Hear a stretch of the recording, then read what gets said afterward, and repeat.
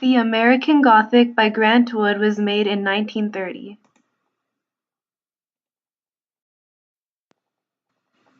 Made during the time of the Great Depression, it gave a sense of hope to a desperate nation and is now one of the most iconic American pieces of art with many parodies.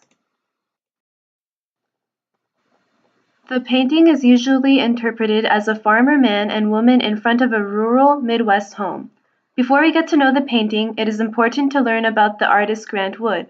Before painting the American Gothic, Wood went to Europe to study and gain inspiration for his art. He was inspired by the old masters of Northern Europe and the elements of their paintings, including the clear blue sky like those usually painted above Christ or the Virgin Mary, the woman's elongated face which is similar to that of a Madonna, and the flat, finished surface which Wood created by smoothing the surface of the canvas with a razor blade. One of these European paintings that greatly influenced the American Gothic was Jan van Eyck's Arnolfini portrait, in which they were both paintings that contained mystery and were double portraits. When Wood came back from Europe, he realized that all the inspiration he needed could be found in his home state of Iowa. He found his inspiration for the American Gothic in August 1930 when he drove by an unusual farmhouse in Eldon, Iowa. The house had a strange and interesting feature, a high arched window in the Carpenter Gothic style. The design was based on Gothic architecture which originates from Europe, as opposed to a regular American farmhouse. The contrast and style of the house caught the artist's attention, which led to the painting of American Gothic, which is located at the Art Institute of Chicago. The painting is a portrait. In the painting, the repetition of vertical lines occurs multiple times throughout the painting. It can be seen in the planks of the frame house and its first floor windows, the lines in the overalls and the pitchfork, the man's coat, and the faces of the man and woman. The vertical lines are met with right angles which are made by the horizontal lines of the roof. The lines create symmetry as with the weather vanes on the house's roof and in the trees. There is a perfect imaginary perpendicular line that supports the man and the woman. Many shapes and patterns are repeated throughout the painting, including the shape of the pitchfork that is repeated in the overalls and the white shirt of the man, just as it is in the design of the Gothic window. Another example is the oval heads of the man and woman, which are also repeated, along with the pattern of the woman's apron and the drapes inside the Gothic window. This repetition unifies and balances the painting. The painting is essentially monochromatic and has no intensity of color where even the red barn is faded, except for the black coat and dress of the figures. The painting lacks movement but is geometrically pieced together, which makes the painting balanced with the spaces equal on the sides and the middle of the figures. If you notice, the Gothic window resides between the man and woman. This Gothic window divides the painting almost perfectly in half, where both sides are almost perfectly balanced, though the man takes up slightly more space than the woman. You could easily draw a line down the middle of the painting. One side of the line is dominated by the man, the other side by the woman.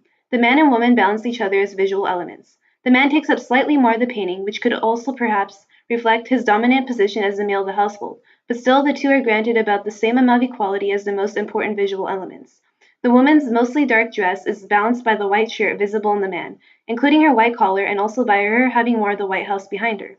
The man and woman also seem to mirror each other in their solemn facial expressions, with the man staring head-on at the viewer and the woman frowning as she stares off into the distance.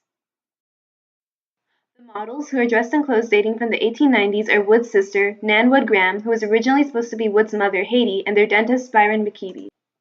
They posed in front of the house, which still exists and is a tourist attraction in Eldon, Iowa, called the Dibble House. The man and the woman were painted at separate times. They're usually seen as husband and wife, but are probably supposed to be seen as father and daughter. Though Wood himself never actually confirmed what the relationship is, his sister Nan told the people that the painting was of a father and daughter because she did not want to be thought of as a wife married to a man twice her age. Grant Wood's American Gothic helped Wood to become seen as the founder of a new painting style called regionalism, or American scene painting. Regionalism is usually defined as the movement that aggressively opposed European abstract art, preferring depictions of rural American subjects rendered in a representational style, and was usually identified with the Midwest of America rather than the East or West Coast.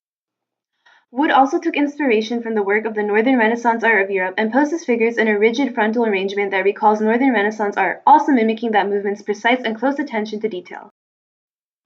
The house in the background style was called Carpenter's Gothic for its take on Victorian Gothic architecture and for which the painting is named after. The painting was a traditional oil painting on beaver board. Beaver board is a fiberboard building material, formed of wood fiber compressed into sheets. The painting probably would have been done in thin layers built up from dark to light with thousands of tiny brush marks, similar to the manner of a tempera painting. The use of vertical lines is prevalent throughout the painting. Also, there seems to be a luminosity to the painting where the man's and woman's faces seem to slightly glow as if there's a reflection from the sunlight. Wood did this by a complex method of applying glazes where you apply a layer of oil paint, allow it to dry, and then varnish it. This process would be repeated many times. Wood uses the house in the painting to paint a satire of modern American culture, which he perceived as somewhat a knockoff of the real thing. He thought the new form of American Gothic architecture was that it was showing that Americans were trying to be more dignified than they really were. He also painted satire by using symbolism, such as the sharp pitchfork and strict appearance of the figures, along with the Gothic window, which all suggest satire upon the Quaker-like man and the detailed window. Everything about the painting has been mined for a meaning, such as the loose curl of the woman's hair, which could represent that despite the painting's strict demeanor, the woman is not as uptight as she seems. Also, Wood's signature is hidden in the bottom right corner of the farmer's overall. When painting the people, Wood has mentioned that he imagined that who he painted were the people that he thought would have lived in the house, due to the closed window of the house that gave off a mysterious aura that could be hiding the secrets of the people who had lived there. Some people saw the painting as a way to celebrate the Midwestern culture, but Wood received criticism on his painting because many found his painting to be insulting to the simple life of hardworking people of the Midwest, especially during the tough economic times of the Great Depression. This was different to how Wood saw the painting, which was that his satire of small towns in the Midwest was funny. Wood, like other regionalist artists, seemed to have critiqued the oppressiveness of Midwestern culture in American Gothic more than the Midwestern people themselves.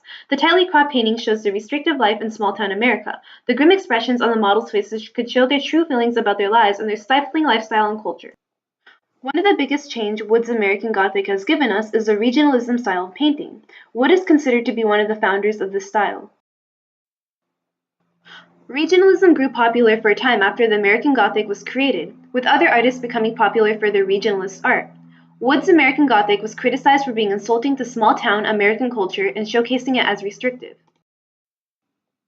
This attitude towards small-town life still exists today, which can be seen in how big cities, such as San Francisco and New York City, are constantly growing in population, while rural, small towns are losing people. It also shows how there's been a shift from agricultural farming in small towns to moving to big cities.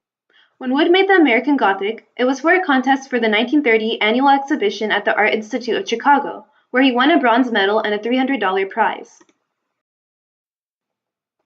American Gothic made him famous for being an artist. Before American Gothic, Wood was an unknown 39-year-old artist, living in a funeral home carriage house's attic, which he shared with his mother and sister.